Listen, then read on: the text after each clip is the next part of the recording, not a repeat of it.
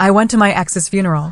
People were whispering, then the lawyer read the will, and everyone stared at me like Can you believe it? The air in that church, it shifted the moment I walked in. Every single eye was on me, whispering my name like it was a curse. I mean, it had been over a decade since most of them had even seen me, and there I was, standing at my ex-husband's funeral like some kind of storm they never saw coming. And let me tell you the real story. It was just about to begin. Martin Devlin, the man I once called my husband, was lying there in an open casket, surrounded by white roses and the softest, saddest music. His second wife, Tina, was front and center, dabbing her eyes with a tissue she barely even used. My daughters, Jenna and Harper, were right beside her, both of them actively avoiding my gaze, like I was a ghost or something. I knew I wasn't welcome. I knew that space hadn't been mine for a long, long time. But honestly, I didn't come for them. I didn't come to make a scene. I came because, despite everything he had done, Martin had once been my whole world. And part of me, maybe the strongest part, just needed to see this through, to mark the absolute end of it all. As I walked slowly down the side aisle, people leaned into each other, whispering. I caught fragments. Is that her? After all these years? Why would she even come? I didn't flinch. Not even a little. I kept my head high, my back ramrod straight, and chose a pew way in the back, quietly folding my coat beside me. It felt like I was on trial, but I wasn't ashamed. They didn't know the whole story. Most people never do. The minister spoke, people cried, and all these memories I'd long buried came rushing back. Our first Christmas. That little house in Charleston. The girls learning to ride their bikes in the backyard. And then, the silence. That thick, suffocating silence that settled between us in our last years together. Then, just when I thought the whispers might finally die down, the lawyer stood at the podium. Tall man, charcoal suit, briefcase in hand. His voice was calm, but crystal clear. I've been asked to read a section of Martin Devlin's last will and testament, he said. There was this pause, long enough to tense every single shoulder in that room. He flipped open his folder, cleared his throat, and then he read it. To Leona Markham. Heads turned in unison. Every single pair of eyes, including my daughters, locked onto me. No one spoke. No one even blinked. And in that frozen moment, I finally understood. The real story? It was only just beginning. Before betrayal rewrote my name into whispers and judgment, I was simply Leona. A wife. A mother. A woman who genuinely believed in building a life, not chasing one. Martin and I were married for 25 years, and for most of that time, I truly believed we had something steady, something sacred. We met in our late 20s. I was an art student, paint on my hands, dreams in my pockets. He was a freshly minted business graduate, just brimming with ambition. His world was sharp corners and hard decisions. Mine was messy and full of color. We balanced each other, or at least, that's what I thought. We married in a modest ceremony one spring afternoon in Charleston. The church was tiny, the cake was store-bought, but we laughed like kids building castles out of sand. We rented a 2-bedroom apartment above a bookstore. I painted while Martin built his financial consulting business from our kitchen table. We lived on ramen noodles and huge dreams, always promising each other that one day, things would be easier. And they were. Eventually, Martin's business took off. Clients came, and so did the money. He started wearing suits that cost more than our rent in those early years. I stayed home, raising our daughters, Jenna and Harper, while still painting on the side, mostly as gifts, sometimes for neighbors, and often just to remember who I was, you know? Our home in Charleston was something I had helped design. The garden out back bloomed with hydrangeas because I just loved how wild they grew. The walls were painted in calming earth tones, and every corner had a piece of our life. Baby photos, handprint paintings, Martin's first business award, that little clay dog Harper made in 2nd grade. We weren't flashy. We were rooted. For years, my life truly revolved around my family. I drove the girls to school, made homemade lunches, hosted PTA meetings. I taught them how to bake, how to apologize sincerely, and how to stand up for themselves. When Martin came home late, I made sure dinner was still warm. When he traveled, I tucked handwritten notes into his luggage. He didn't always notice, but I didn't do it for praise. I did it because I loved him, because we were building something together. Looking back now, I can see the imbalance that lived quietly beneath it all. Martin was the face of our family's success, the one people saw. I was the foundation, the unseen spine. And I honestly didn't mind. I was never hungry for recognition. I believed in partnership, not performance. Our daughters grew, and so did Martin's business. We upgraded from a modest sedan to 2 luxury cars, took family vacations, Paris, Costa Rica, even a cruise to Alaska. On the outside, we were a portrait of success. Neighbors envied us, friends asked for advice, and I, in my quiet way, was so proud of the life we had made. But now, I wonder if I confused comfort for connection. Martin had become more distant, yet I filled the gaps with understanding. I told myself he's just stressed, or it's a busy season, or he's doing all this for us. The truth is, I didn't want to admit what I saw, that the man I married was slowly becoming someone I didn't recognize. And worse, someone who no longer saw me at all. Still, there were no screaming matches, no threats of leaving. Just a soft, creeping silence that settled between us like dust on forgotten shelves. I'd ask about his day, and he'd answer with a nod. I'd show him a new painting, and he'd glance, say nice, and return to his laptop. He wasn't cruel. He was absent. Present in body, but somewhere else entirely in mind. But even then, I didn't think we were broken. I believed this was just a season, a dry patch that all marriages hit. I told myself that love was quiet sometimes, that maybe after so many years, comfort was enough. I held on to that belief like a lifeline. I thought we were safe. I thought we'd made it through the hard parts. I didn't know that while I was tending the garden, Martin was already halfway out the door. The first real sign that something was wrong didn't come in the form of an argument or a slammed door. It came wrapped in linen and wine, on a night meant to celebrate Martin's latest business award. We had been invited to a formal gala downtown, the kind with string quartets, past hors d'oeuvres, and ice sculptures carved into company logos. Martin was receiving a leadership award for outstanding entrepreneurial excellence, and I had spent the entire afternoon preparing for it. I wore a midnight blue dress he had complimented years earlier, paired with the silver necklace he gave me on our 20th anniversary. I even styled my hair the way he liked it, soft curls, not too much spray. I just wanted to look elegant, not for anyone else, just for him. When we arrived, Martin immediately separated from me. I told myself it was because he needed to shake hands and network. It was his night, after all. I hovered near the bar with a glass of white wine, smiling politely at strangers, watching him from a distance as he laughed, clapped backs, made toasts. He was magnetic in rooms like that. Everyone gravitated toward him, and I didn't mind being in the background. I never had. But then it happened.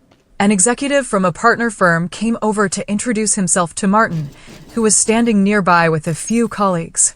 I moved closer, smiling, ready to extend my hand. That's when Martin gestured toward me, so casually, and said, "Oh, and that's Leona. She keeps me sane." He said it with a chuckle, like it was an inside joke. The group laughed. I laughed too, though I didn't feel it. My hand, mid-gesture, floated awkwardly for a second before returning to my side. She keeps me sane.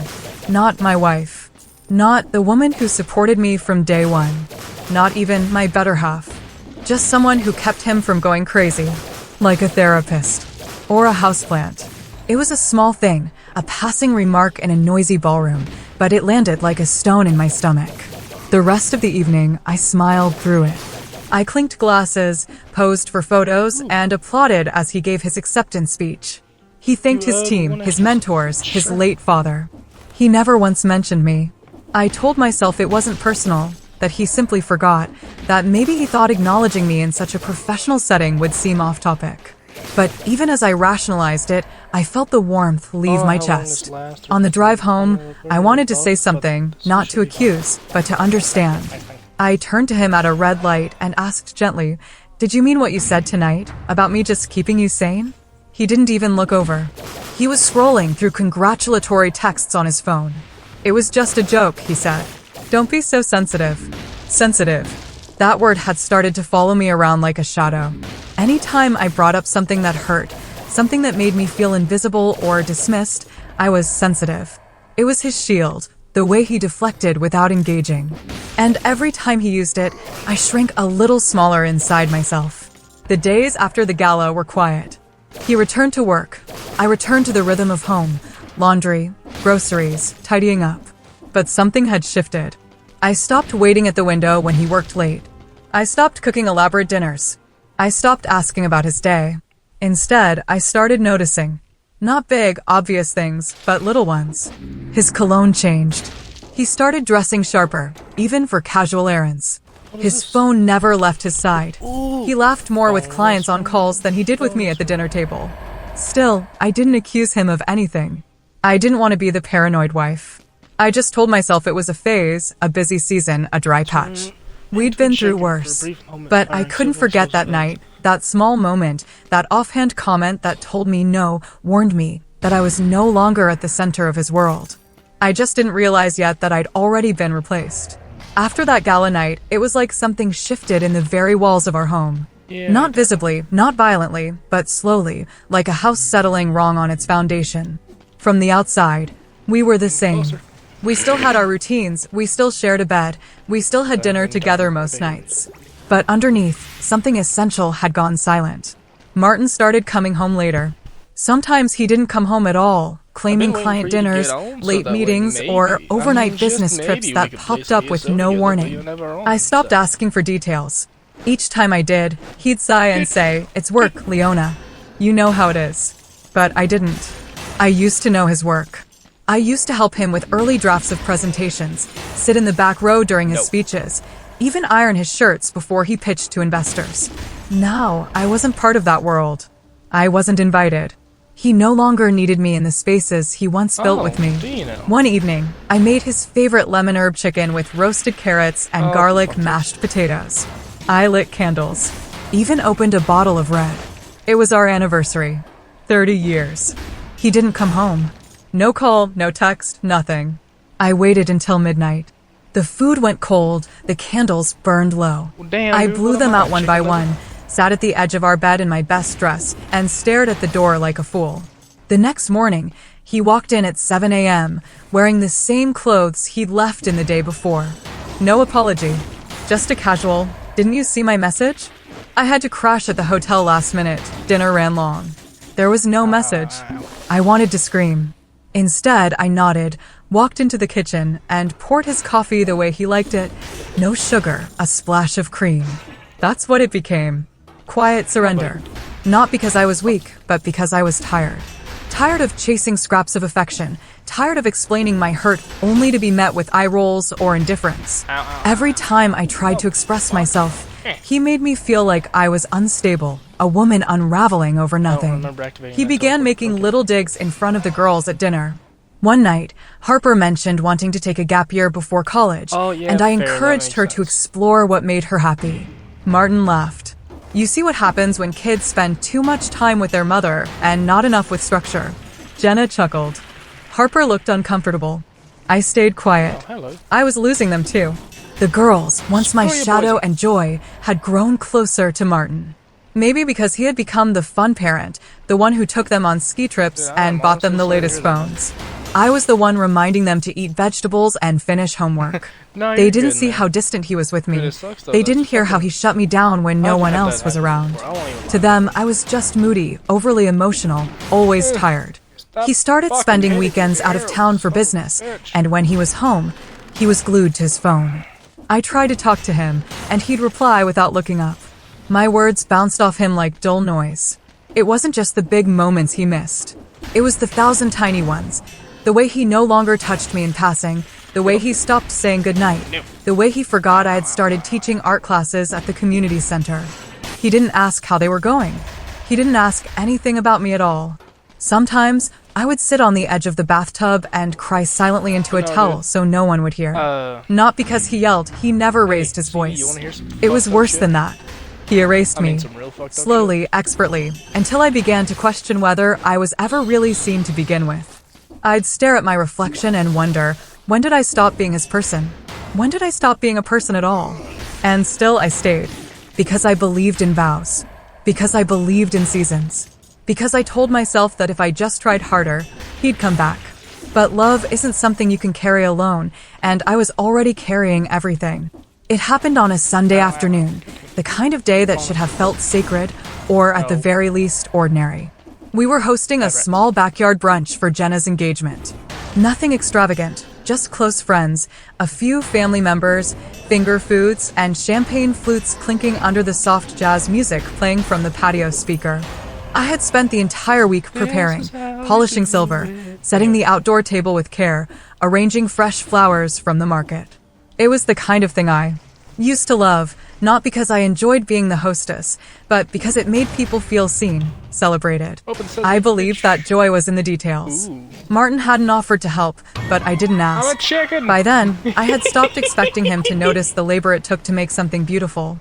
He showed up that morning in khakis and a navy button-down, freshly shaved, smiling like he hadn't missed every other dinner that month.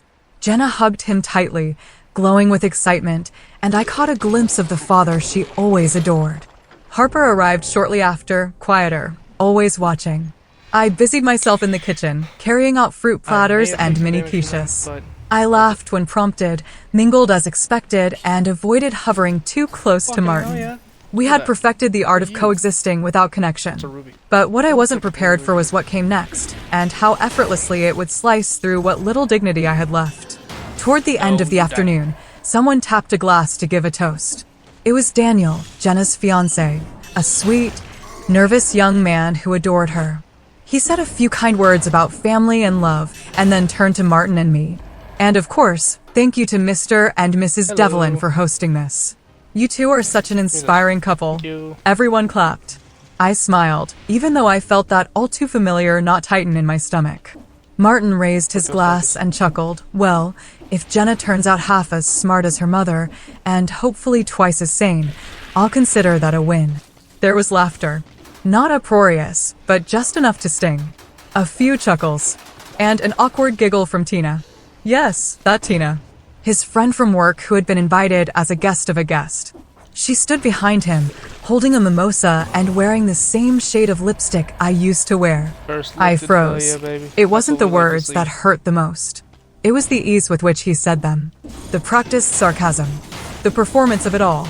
I was just another character in his story, the uptight wife, the overly sensitive homemaker who should be grateful just to be acknowledged. I caught Harper's eye. She looked away. And then I did something I didn't expect of myself. I excused myself from the table and walked back into the house. Not dramatically. Not with tears or accusations. But quietly. Methodically. I went upstairs, sat on the edge of our bed, and stared at my reflection in the vanity mirror. My lipstick had faded. A wisp of hair had come undone. I looked tired. Older than I remembered. Downstairs, they laughed without me. The music played on. I didn't cry. Instead, I felt something shift deep inside. Not rage, not sorrow. Something colder, clearer, like the sudden snap of a branch in winter. Later that evening, after the guests had gone and Martin was watching TV in the living room with a glass of scotch, I asked him calmly, "Why did you say that today?" In front of everyone. He barely looked up. "It was a joke, Leona. You need to stop taking everything so personally." That phrase again. So personally. I nodded. That night, I slept in the guest room. I told him I had a headache. He didn't ask questions. Didn't come to check on me. He was already gone. Just not officially. What I didn't realize then was that this moment, this small act of public cruelty dressed in laughter, would be the turning point. The line I couldn't unsee. The joke they all laughed at, but I couldn't forget. It was the moment I realized the man I had built a life with no longer respected me, and hadn't for a long, long time. It didn't end with a fight. It ended with silence. And the day Martin asked me to leave, or rather, suggested it, as he put it, was ordinary in every other way. The sky was clear, the coffee had brewed on time, the dog next door barked like always. I was folding laundry, humming to myself, when he came into the room and said it as casually as one might mention running out of milk. "I think it would be better for both of us if we had some space." I froze, holding one of his pressed shirts in my hands. My heart didn't break in that moment, not because it wasn't painful, but because something in me had already prepared for it. Like I'd spent the last year subconsciously bracing for impact. Still, hearing the words spoken aloud was like swallowing glass. "Space," I repeated. "You want me to move out?" He shrugged. It doesn't have to be dramatic, Leona. We're clearly in different places. We're not connecting anymore. We've been living separate lives for a while now. Separate lives. He didn't say he loved someone else, though I knew. He didn't say her name, but I could smell her perfume sometimes on his coat. A cheap vanilla musk I would never wear. He didn't offer any regret or even anger. Just attachment. Cold efficiency. Like ending a lease agreement. The girls weren't home. Jenna had recently moved in with Daniel, and Harper was away at college. There was no one to witness the moment my marriage officially dissolved. No audience to plead with, no daughters to explain it to. It was just us in the house we built, surrounded by pieces of a life we both stopped tending to. I nodded slowly. Okay, that was all I said. I didn't argue. I didn't beg. I didn't scream or throw anything. The calmness surprised even me. But after years of being ignored, overlooked, and slowly erased, I didn't have the energy to perform heartbreak for someone who had already stopped seeing me. In the following days, I packed my things carefully. Not because I planned to take much, but because I refused to leave in chaos. I boxed up photo albums, my mother's cookbook, my easel, and paint brushes. I left behind the wedding album, the crystal vases from our anniversaries, and the expensive cookware I never got to use for family holidays that never came. When I told the girls, their reactions were split. Jenna, ever her father's daughter, seemed unsurprised. "Are you sure this is the best thing, Mom?" she asked. "You always seemed frustrated." Frustrated. As if my grief had been a mood. Harper cried. She said she never saw it coming, that she thought we were just going through a rough patch. I didn't correct her. It wasn't her fault she missed the signs. Her father had always been good at disguising absence as busyness. Within a week, I signed a lease on a modest condo in Savannah. It was nothing like our Charleston home. Smaller, quieter, with outdated carpet and peeling wallpaper in the hallway. But it was mine. And for the first time in decades, the silence that followed me wasn't heavy with disappointment. It was clean, untouched. There were days I lay on the couch and stared at the ceiling, wondering what all those years had meant. If I had wasted my best decades loving someone who never really loved me back. If I'd stayed too long out of duty, or fear, or hope that the man I married would return. And there were other days I felt something stirring beneath the grief. Not joy, not yet, but space. Space to breathe, to think, to remember who I had been before my life became an extension of someone else's ambition. I didn't tell many people what happened. Not because I was ashamed, but because I didn't want to justify my choice to those who had never asked about my pain to begin with. Let them think I walked away on a whim. Let them believe I was too sensitive, too cold, too complicated. The truth was simple. I left because staying had become another way of disappearing. And I wasn't ready to vanish. It's strange how rock bottom doesn't always look like a dramatic fall. Sometimes it's a quiet place. A lonely grocery aisle where no one notices you crying next to a can of soup. A cold kitchen with only one coffee mug in the drying rack. A voicemail that never gets returned. That's where I lived for the first 6 months after leaving Martin. The condo in Savannah was small, just 2 bedrooms and an old radiator that clanged like a rusty bell at night. It was the kind of place where the pipes groaned louder than your thoughts, and still, the silence found a way in. I decorated it with what little I brought. A few framed photos of the girls when they were young, some secondhand furniture, and a small collection of ceramic birds I picked up at a thrift store, just to keep the shelves from looking so empty. But nothing filled the space between my ribs. Waking up was the hardest part. I'd open my eyes and forget for a second that I was alone. I'd reach across the bed to touch the cool, empty sheets where Martin used to be. Even in those final years, when he barely looked at me, the absence still had weight. And when reality sank in, it didn't hit like a punch. It leaked in like water through a cracked ceiling. Slow, relentless. The girls called occasionally, mostly Harper. Jenna's calls were brief and hollow check-ins, just to fulfill obligation. Just wanted to see how you're settling in, Mom.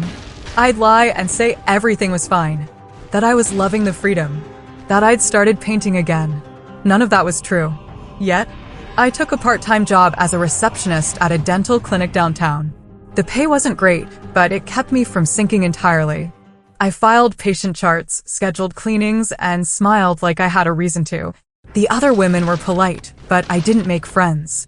I felt old around them, not because of my age, but because of the grief I carried like an invisible backpack. It made me heavy in a way they didn't understand. There were nights I didn't eat. Nights I fell asleep on the couch with the TV playing reruns, just to avoid walking past the empty bedroom. Nights I opened old albums and ran my fingers over the edges of pictures that had once meant something. A Christmas morning, a school play, Martin and I on our honeymoon. We looked happy. Maybe we were. Or maybe I just didn't know any better. The hardest day came when I ran into Martin's photo online. I was scrolling through a local news site during my lunch break when his face popped up on the screen. Devlin and Marsh Realty sponsors annual charity gala. There he was, arm around Tina, both of them smiling like a political couple. She was wearing the same lipstick again, that artificial pink that looked like melted candy.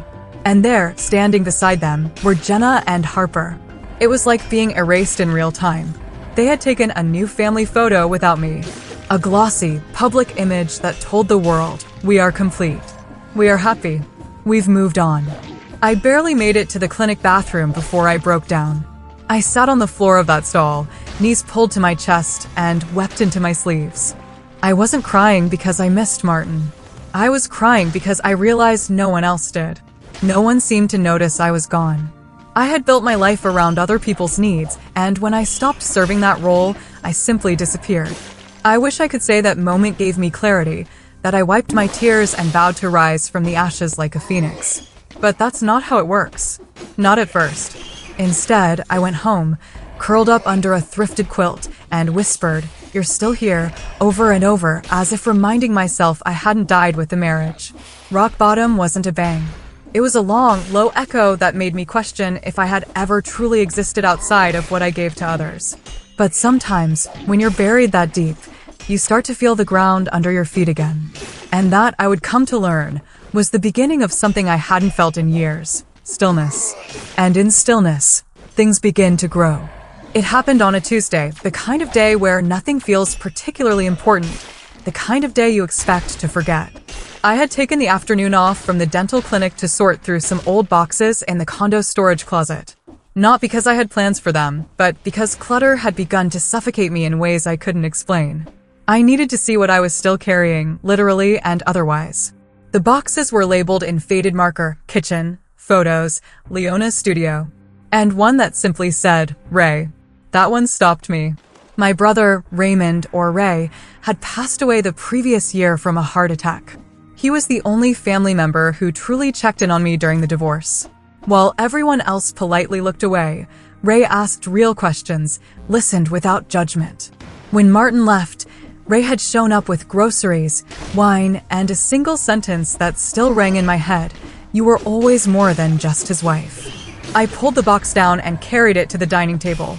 It was filled mostly with tools, a few flannel shirts, and some sketches of a woodworking project he'd never finished.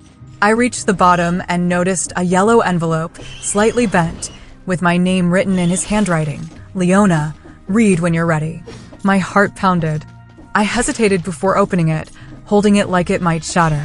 Inside was a short letter from Ray, and beneath it, a folded piece of paper that looked older, creased from multiple openings. I read Ray's note first. Sis, I found this while cleaning out the house after your divorce. I wasn't sure when to give it to you. You looked so broken then, I didn't want to make it worse. But I also knew this wasn't mine to keep. You deserve the truth. All of it. Ray. I unfolded the second sheet. It was a letter from Martin. It wasn't addressed or stamped, never mailed. Maybe it was something he had written and never had the courage to send. The ink had faded slightly, but the words were still sharp. I read it slowly, my eyes trembling over each line. Leona, if you're reading this, it means I never found the courage to say it out loud. I've done a lot of things I can't take back, but leaving you the way I did is the one thing that keeps me awake at night. I didn't leave because I stopped loving you. I left because I hated the man I had become, and you reminded me of who I used to be. You never asked for anything, and still I made you carry everything. You gave me a home, 2 beautiful daughters, and a life I didn't deserve. And I repaid you with silence, with absence, with shame. Tina didn't save me. She just didn't know me well enough to see how far I had fallen. You did, and that scared me. I don't expect forgiveness. I just needed you to know that you were never the problem. You were always the best part of my life. I sat in silence, the letter resting on the table like a confession from a ghost. My eyes welled, but I didn't cry right away. I just stared out the window at the gray sky, watching the wind bend the trees. Somewhere deep in my chest, something cracked open. All these years, I thought I had been the invisible one, the disposable one, the woman who got left behind because she wasn't enough. And here he was, finally admitting what I had suspected but never dared to believe. It wasn't me. It had never been me. I held that letter like it was a fragile artifact from another life, because it was. It didn't change the past. It didn't fix the scars. But it gave shape to a truth I could carry forward, a truth that wasn't tainted by gaslighting or mockery or silence.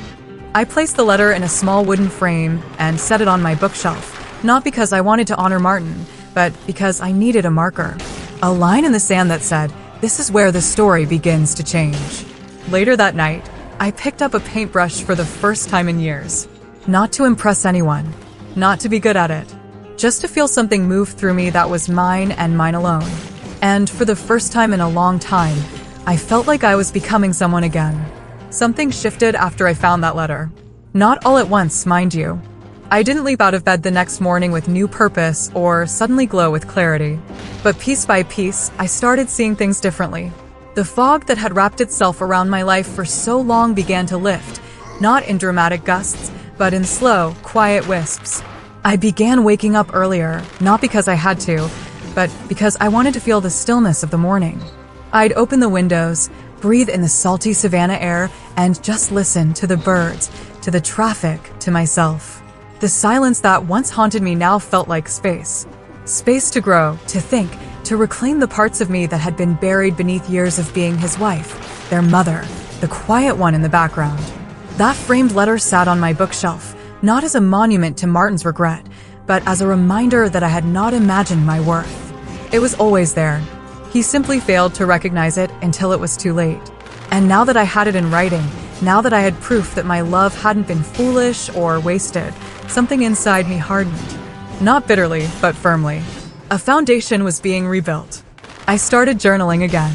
The words came slow at first, clumsy even, but eventually poured out in long, unfiltered streams. I wrote about my childhood, my marriage, my girls, and the little pieces of joy I had once claimed as mine before they were forgotten. It was in those pages that I began to remember myself, not as someone trying to survive, but as someone ready to begin. I stopped coloring my hair. That may sound trivial, but for me, it was liberation.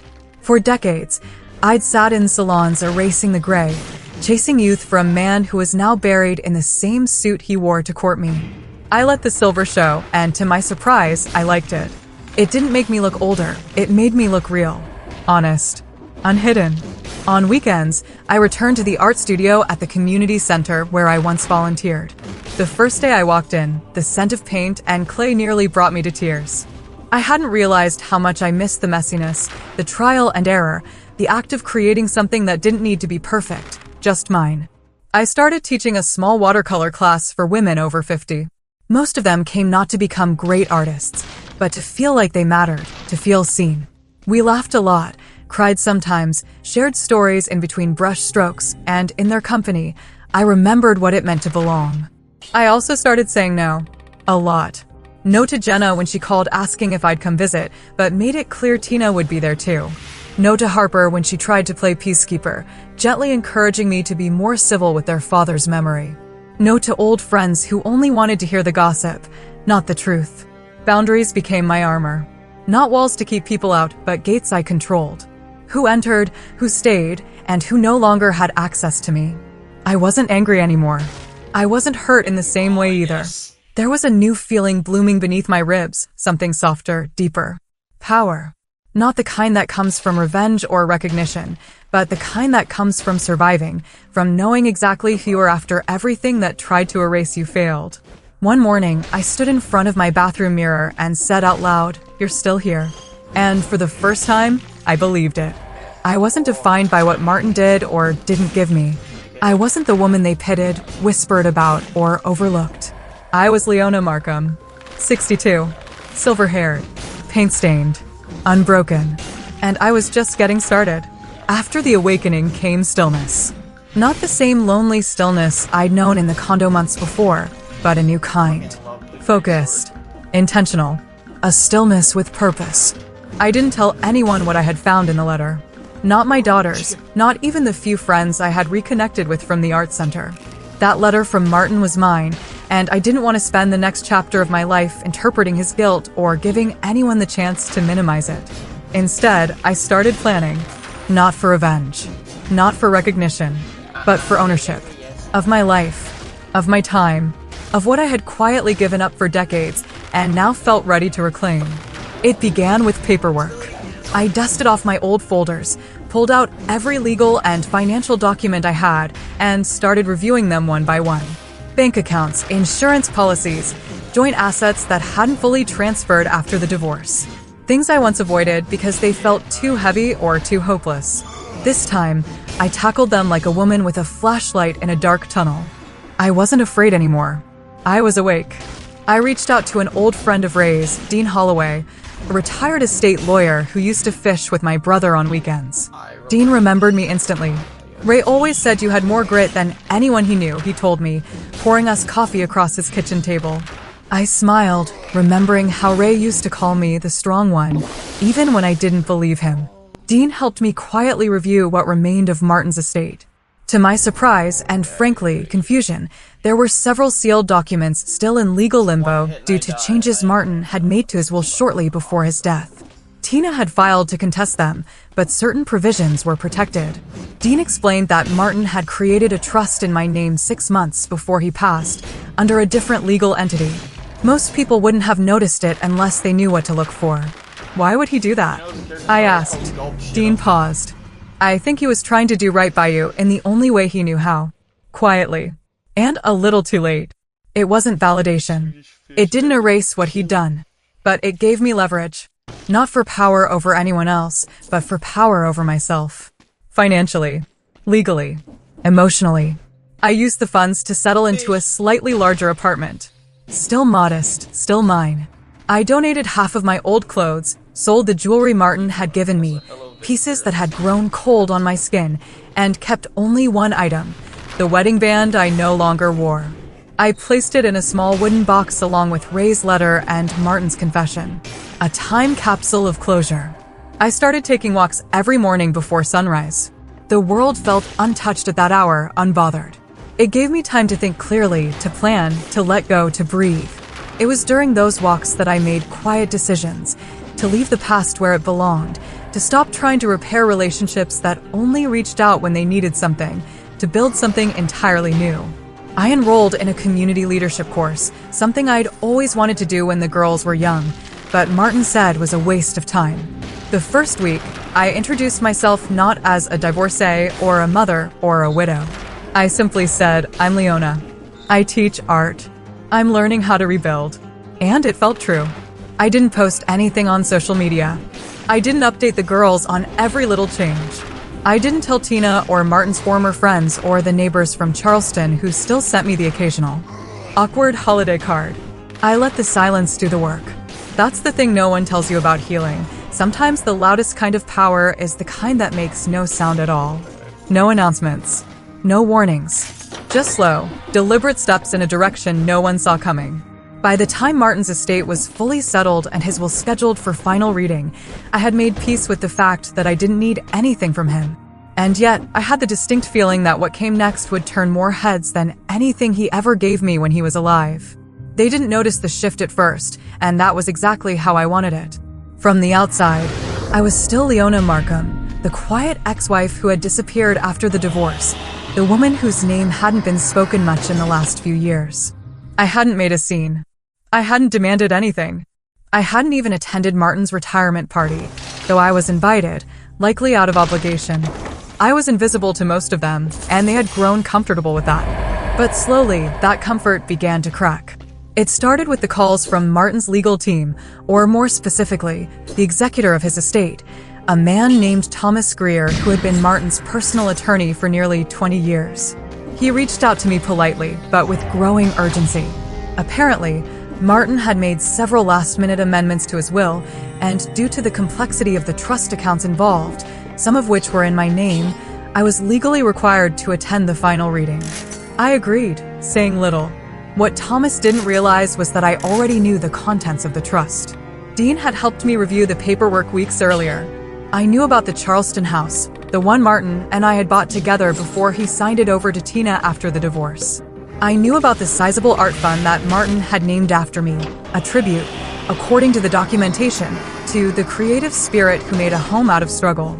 I even knew that he had written explicit instructions that the provisions for Tina and the girls were not to override my rights to those specific assets. None of them knew, and that was the shift. Power had returned to me, not as a weapon, but as quiet knowledge. I didn't need to argue or fight.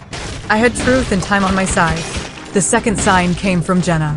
She called one evening, her tone softer than it had been in years. "Hey, Mom. Just checking in. I heard from Dad's lawyer that you're going to the will reading."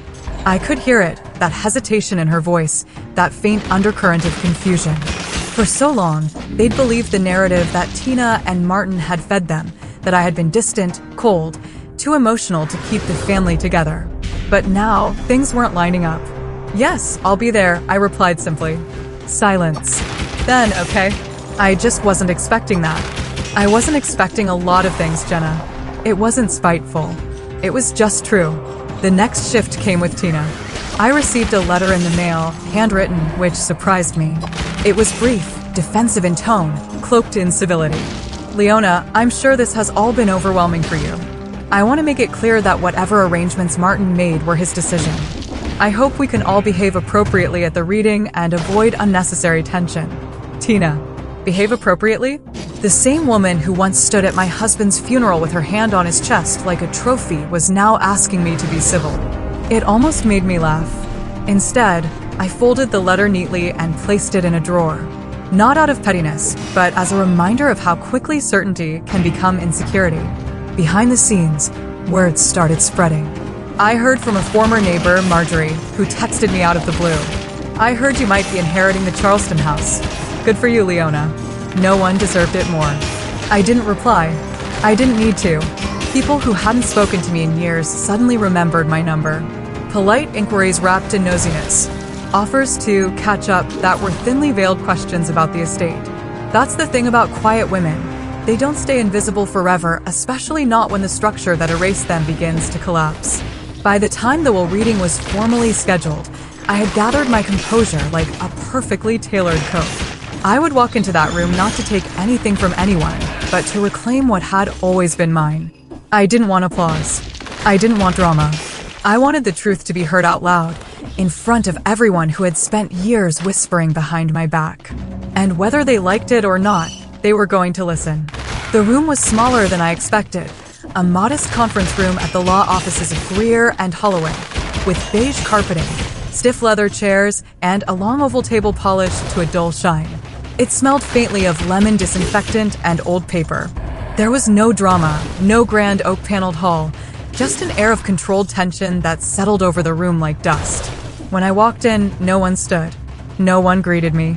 Tina sat at the head of the table, her lips drawn in a tight line, wearing a black blazer like armor. Jenna was beside her, flipping through her phone but not really looking at it, and Harper sat off to the side, hands clasped in her lap, eyes darting toward me and then away again. I took a seat across from them without a word, placing my purse gently on the floor. My spine was straight. My hands were still. Thomas Greer entered next, carrying a thick folder.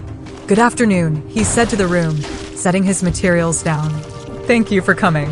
As you all know, this is the final reading of Martin Devlin's last will and testament." I watched Tina carefully. Her nails tapped against the table in a steady rhythm, controlled but restless. She hadn't expected me to come, I could tell. Maybe she thought I'd forfeit it all to avoid discomfort, the way I had always swallowed my pain before. But today wasn't for her comfort. Thomas began reading through the standard preamble, legal formalities, statements of sound mind, the revocation of any prior wills. I could feel everyone else shifting in their seats, growing impatient, waiting for the part they came for. Then came the turn. In accordance with the decedent's final amendment, dated June 17th, the following assets are to be distributed as outlined to Miss Leona Markham, the Charleston property located at 1826 Wexford Lane, fully deeded with no liens. The estate's remaining mortgage was paid in full by the decedent prior to his passing. Gasps, audible ones. Jenna blinked. Harper's mouth opened slightly. Tina's face didn't move, but her knuckles turned white. Thomas continued. Additionally, to Miss Markham, the Martin Devlin Creative Arts Fund, established to support underrepresented women over the age of 50 in pursuit of artistic careers, is to be managed in her name. This fund, valued at $480,000, is non-transferable and not subject to contest. Tina's voice cracked like ice. There must be a mistake. Thomas didn't even blink. All documents are valid and were notarized. The trust was reviewed by our office and the probate court. Silence swept the room like a tide, pulling everything under. I didn't speak. I didn't need to. But then Thomas pulled out a letter, not from the will, but a personal note. The decedent also left a statement addressed to the room. With your permission, I'd like to read it. No one objected. He unfolded the paper and read aloud. If you're hearing this, it means I'm gone. And if Leona is in the room, it means she's stronger than I ever gave her credit for, though I always knew it. To those who may be surprised by what I've done, understand this. I made choices in my life that I regret. I left behind someone who built me, who believed in me long before I believed in myself. Tina, I thank you for being there in my final years, but you came into my story after the foundation had already been laid. Jenna, Harper, your mother gave up more than either of you will ever fully understand. If you're angry today, I ask you to sit with that anger and then look at the woman sitting across from you. She deserves everything I couldn't give her when it mattered. I hope this gives her back some of what I took.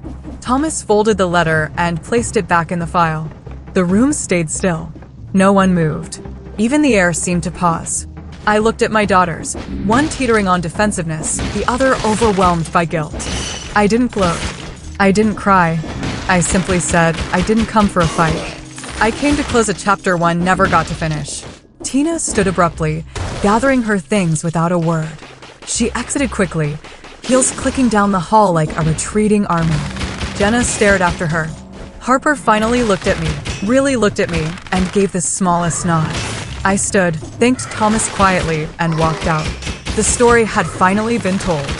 Not by me, but by the man who once tried to silence me. And now, there was nothing left to prove. I thought the final reading of the will would be the end of it. The truth had been spoken. Martin had, in his own last breath, made amends or tried to. I had walked out of that law office with a kind of peace I hadn't felt in decades. But justice has a strange way of lingering, like the echo of a bell long after it's rung. And sometimes, the final blow comes when no one sees it coming. Not even you. A week after the reading, I returned to the Charleston house. I hadn't stepped foot in it since the day I left it 10 years earlier, suitcase in one hand, dignity in the other. The key turned easily. Inside, everything looked smaller than I remembered. The furniture had changed, the curtains were different, but the bones of the place, the hardwood floors, the molding we had painted ourselves, the tiny scuff marks on the baseboards from Harper's roller skates, were exactly the same. I walked through the house slowly, taking it in as if it were a museum of a life that had once belonged to someone else. On the mantel sat a photo of Martin and Tina at some charity gala. It was in a silver frame. She was wearing pearls. He looked tired. I took it down, not out of spite, but because it didn't belong anymore. This house, once a symbol of my silence, was mine again. Not as a consolation prize, but as something I had built, lost, and reclaimed on my own terms. The next morning, I received a call from Dean Holloway. You might want to sit down for this, he said. Tina had attempted to file an emergency injunction to block the transfer of the trust fund, claiming emotional duress, undue influence, and that I had manipulated Martin in his final days. It was baseless, desperate, and more importantly, it had failed. The court had dismissed her petition in less than 24 hours, citing clear documentation, multiple notarized confirmations, and statements from Martin's physician declaring him of sound mind at the time of the changes. But that wasn't the twist. Dean continued. During the review, the court uncovered something else. An account Martin had set up in Jenna and Harper's name, scheduled to release at the time of his death. It's held up now, frozen. Why? I asked, confused. Because it was funded by a portfolio that included assets he never disclosed in the divorce settlement. Assets that legally should have been divided, which means, Leona, they technically belong to you. I sat there stunned. Martin had hidden assets. Stocks, property shares, and a small investment firm he had opened in a partner's name to keep off the books. He'd moved the profits quietly, funneling them into accounts meant for his daughters, but only after ensuring Tina would never see a dime of it. It was all buried so deep that even his primary estate attorney hadn't known until the probate court flagged inconsistencies. What does that mean? I asked. It means you're entitled to claim them. Not just the trust or the house, but the full portfolio. Estimated value? Dean hesitated. About $1,300,000. It was surreal. Not because of the money, but because of what it meant. For years, I believed I'd left with nothing. I'd accepted it. I'd made peace with building a life from scratch. But now, I stood at the center of a narrative I didn't write, where the man who once walked out on me had, through greed or guilt, left me the keys to a kingdom he thought I would never touch again. I didn't gloat. I didn't run to my daughters and shout, "I told you so." Instead, I requested that a portion of the funds be redirected into scholarships under Ray's name. Quietly, without fanfare, I kept the rest. Not as revenge, but as repair. Not to relive what was lost, but to live differently going forward. Tina never called. She packed up and moved out of Charleston within the month. Jenna sent a text, "I don't know what to say. I didn't know any of this." I replied, "I know you didn't. I'm not angry anymore, because I wasn't." The final justice wasn't in the money or the victory. It was in the restoration of my voice, my worth, and the undeniable fact that I had never been the one who was lost. They just finally saw what had been true all along. A few weeks after the court ruling, I was in the Charleston house, barefoot in the garden, pruning what was left of the hydrangeas I had planted nearly 20 years ago. They were stubborn, wilted, but not dead, much like me, I suppose. With time, water, and attention, even the most forgotten things can bloom again. That's when Harper showed up. I heard her car door close before I saw her. She didn't call first, didn't text, just drove up and parked in the driveway like she used to after school, when she still lived here and needed to talk to Mom about something too big to say over the phone. I wiped my hands on my apron and opened the side gate. She was standing there, arms crossed, a little lost. "Hey," she said quietly. "Hey," I replied. My voice didn't shake. I didn't rush toward her. I didn't fold her into a hug. I simply waited. "I was hoping we could talk," she said. "I know I should have come sooner." I nodded, motioning toward the porch. "Let's sit." We settled onto the old wicker bench Martin and I once picked out at a flea market. The cushions sagged a little, but it held. Harper looked thinner, more tired than the last time I'd seen her. Her makeup was minimal. She had her father's eyes, but today they didn't hold the same certainty. They looked searching. "I didn't know everything, Mom," she said, her voice cracking just slightly. "Not about the will, or what Dad left you, or the way things really ended." "I know," I said gently. "You weren't supposed to." She looked at me startled. "What do you mean?" "You were a child, Harper. Even when you thought you were old enough to understand, you were still being fed a version of the truth by people who needed to protect their side of it." She lowered her eyes. "I believed him. I believed Tina. I thought you just gave up." That part stung, but I let it pass. I had made peace with the fact that in order for them to accept Tina, they had needed to rewrite me as someone disposable. It wasn't personal, it was survival. And now they were waking up to the truth in pieces. Harper picked at her sleeve, then asked the question she'd clearly been carrying for a while. "Why didn't you ever tell us your side?" I looked out over the garden. "Because you wouldn't have heard me then. And I didn't want to be the mother who turned her children into weapons. I didn't want you to feel like you had to choose." Tears welled up in her eyes. "I'm sorry for not asking, for not being there when you needed me." I reached out and placed my hand over hers. It was smaller than I remembered, softer. "I needed to be there for myself first," I said. And I was. That's why I'm still standing. She laughed softly through her tears. "You're more than standing. You're thriving." I smiled, but said nothing. I didn't need validation. I didn't need the apology. Her being here, genuinely here, was enough. "I don't know if Jenna will come around," she said after a while. "She's proud and angry. She feels like Dad lied to her, and she doesn't know where to put that. She'll figure it out, I said. Or she won't. But that's hers to carry, not mine. We sat for a long time, letting the silence stretch without tension. Harper told me about her job, her new apartment, a relationship she was unsure about. I listened, not as someone desperate to be included again, but as someone who had finally found comfort in her own skin. As the sun dipped lower, Harper looked at me and asked, "Can I come by again sometime? Just to visit? Maybe even paint with you?" "Of course," I said, brushing a loose strand of hair behind her ear. "But this time, I'll let you do the talking." She smiled. Deal. It wasn't a fairy tale reunion. There were no violins playing, no sweeping embraces, no Instagram-worthy selfies of mother and daughter healing in golden hour light. But it was real, and real was more than enough. As she pulled out of the driveway, I stood in the doorway, hand resting against the frame, and realized something quietly powerful. I no longer needed my daughters to understand my story to feel whole. They were welcome in my life, but I didn't need their approval to live it. It was a Sunday morning when I finally allowed myself to be still.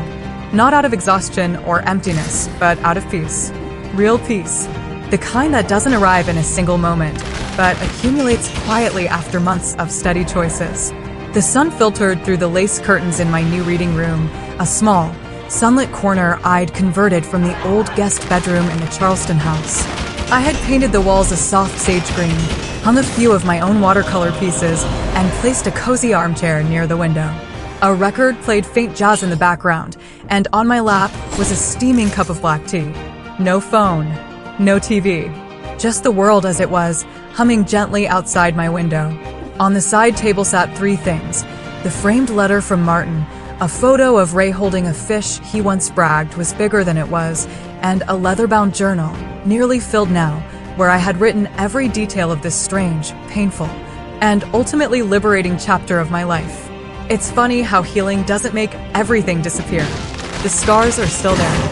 I still remember the sound of Martin's voice dismissing me, the hollow ache of being forgotten by my own children, the crushing quiet of that first night alone in Savannah. But now those memories feel like old photographs. Still real, still part of my story, but no longer able to hurt me. I walked into this house 10 years ago as a wife trying to keep a family together. I walked out of it stripped down to nothing but survival. And now I had returned, not to reclaim what was lost, but to honor the woman who made it through. There was no revenge in my heart, no bitterness, just gratitude for the truth, even if it came late. Martin didn't get to watch me rise, but maybe that's how it was meant to be. His last gesture wasn't redemption, it was confession. And that confession gave me back the space I'd been denied. I had used a portion of the inheritance to launch the Ray Markham Scholarship for creative women over 50. Something that still makes me smile when I think of the look on the first recipient's face. I imagined Ray rolling his eyes, muttering something about all that sentimental crap, even as he beamed with pride. The rest I used to build something quiet and sustainable, a life that wasn't flashy, but full. I taught art 3 times a week at the community center. I held workshops in the Charleston house on weekends. Sometimes 10 women came, sometimes only 2, but each one brought a story, and together we turned pain into pigment, silence into expression. Jenna hadn't called. I didn't expect her to. Some people need longer to rewrite the stories they were told. Some never do. But that was no longer my burden. Harper visited every other weekend. We painted together. We talked about life. We shared long walks down the same streets where she once rode her bike in pigtails. She never said the words, "I'm sorry" again. And she didn't have to. Her presence was apology enough. One evening after class, I stayed behind in the art studio. The other women had gone home, and the building was bathed in golden light.